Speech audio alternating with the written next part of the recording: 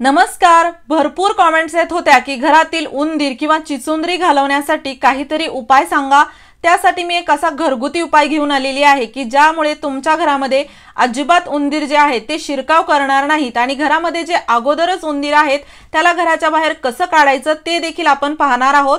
यामुळे तुमच्या घरामध्ये पाली, कॉकरोच याचं प्रमाण देखील भरपूर कमी होणार आहे। त्यामुळे व्हिडिओ नक्की शेवटपर्यंत पहा। आवडल्यास मित्रपरिवारासोबत शेअर करा।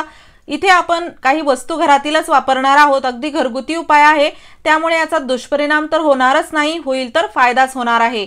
इथे आपल्याला सुरुवातीला लागणार आहेत काळे मिरे, जे की प्रत्येक घरी मसाल्यामध्ये वापरले जातात। 4 ते 5 काळे मिरे घेऊन आपण त्याला थोडंसं मोठं असं बारीक करणार आहोत।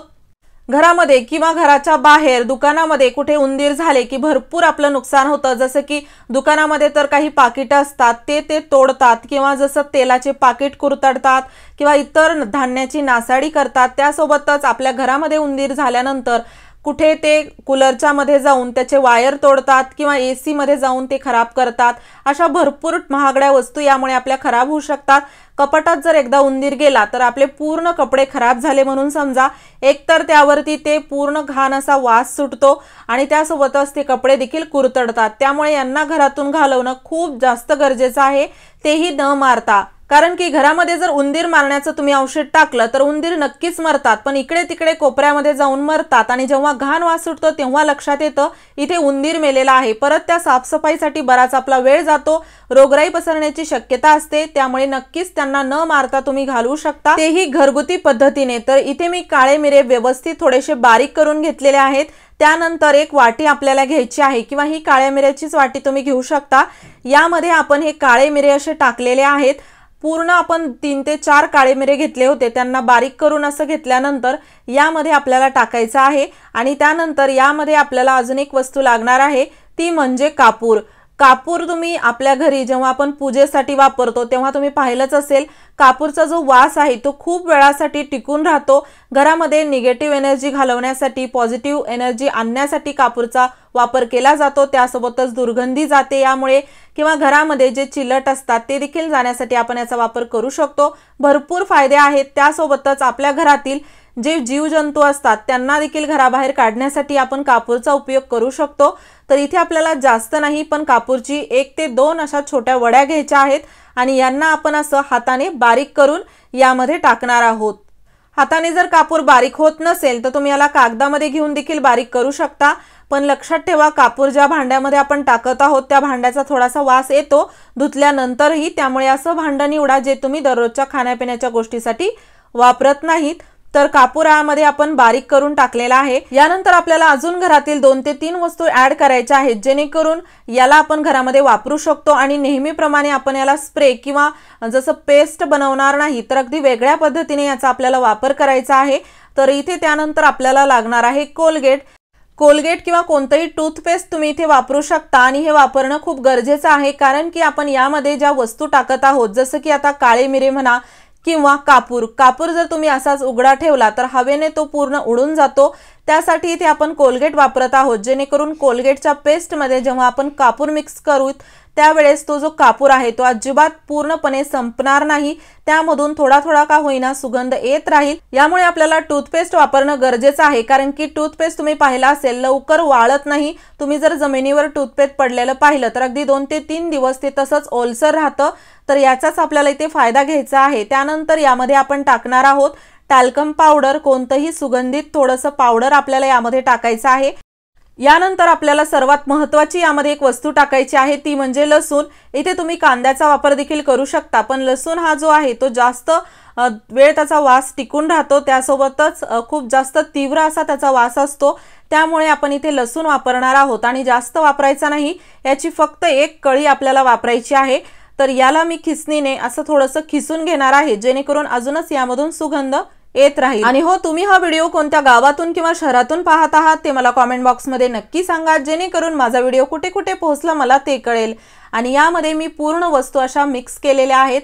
आता आपल्याला हाताने हे पूर्ण मिश्रण मिक्स करून घ्यायचं आहे। यामध्ये अजिबात पाण्याचा वापर करू नका।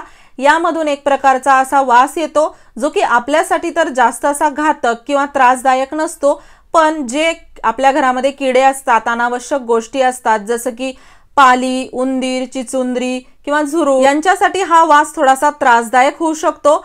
पण इथेच आपलं काम होत नाही, तर याला आपल्याला कसं कुठे वापरायचं आहे ते पण पाहणं खूप गरजेचं आहे। आणि त्यासोबतच आपल्याला एक महत्त्वाची गोष्ट घरातील लक्षात घ्यायची आहे की घरामध्ये स्वच्छतेची खूप काळजी घ्या। घरामध्ये जर कुठे अडगळीचं काही ठिकाण असेल जिथे तुम्ही सतत दररोज जात नसाल, त्या ठिकाणी उंदीर त्यांचे पिल्ले देतात, तर ते ठिकाण आपल्याला साफसफाई पूर्ण करून घ्यायचं आहे। त्यासोबतच असंच अनावश्यक सामान घरामध्ये भरू नका, त्यामुळे उंदीर जे आहे त्यांना लपून बसायची जागा भेटते।